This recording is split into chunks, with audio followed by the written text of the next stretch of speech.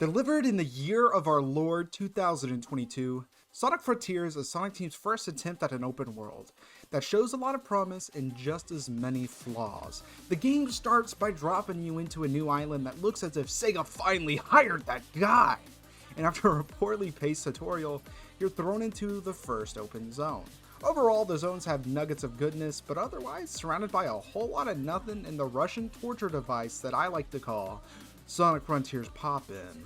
Despite a world that's borderline empty aside from square platforms and rails, running around as Sonic and collecting stuff is really fun. The zones also contain powerful and unique enemies for Sonic to defeat, with a vast and diverse enemy cast.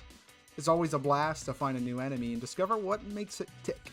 Most notably are the mini-bosses, a boss fight that introduces new situations and mechanics. And while some are janky and or lame, most are great and were probably my favorite part of the game. In the open zone, there are also portals that can take you into the cyberspace, which are individual levels akin to that in games like Generations and Unleash. But unlike those two, these kinda suck. They're either one-note 2D sections, brain-dead rail grinding, or mediocre 3D sections.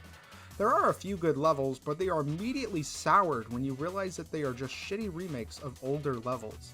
Not to mention, there's only 4 themes, and by the end of the game, you're going to have Green Hill burned into your retinas.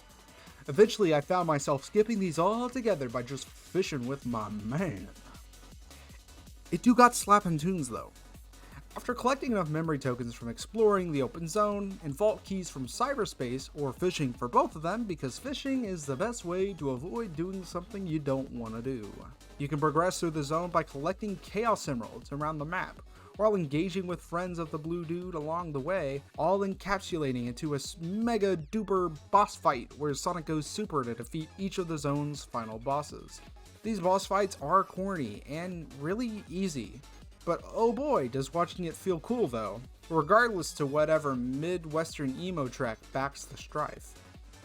This loop of gameplay repeats itself 4 and a little Far Cry 4 half times, but replace it with a different theme zone and friend until we get to the final boss, which I won't spoil, but I'll say that the first part of the fight is really cool, and the second was really weird and out of left field and anticlimactic as a result. And then boom, you beat the game. Before I conclude, I do want to say this game has my favorite writing from a Sonic game really ever. Moments spent talking to friends or foes feel really genuine and invest me into the plot and end goal more. I felt that heart was really put into the character reactions, and getting to see what Sonic and his friends said to each other whenever I collected enough doodads were enough of a reward for my work alone. Overall, the game is really inconsistent, with gorgeous models and animation in a world that feels like if it was made on the PS3. And like the visuals, the gameplay has really good moments that make it shine, surrounded by outdated physics and design holding it back in certain moments. But despite this, I feel the game is really good. Maybe not great, but it definitely is not horrible. If I had to rate it, I say it's a wishy-washy breath of the lackluster Sonic physics in an empty but fun sandbox where occasionally I can make a really cool sandcastle, but if I ain't feeling it, I could just walk on down to Bass Pro Shop instead.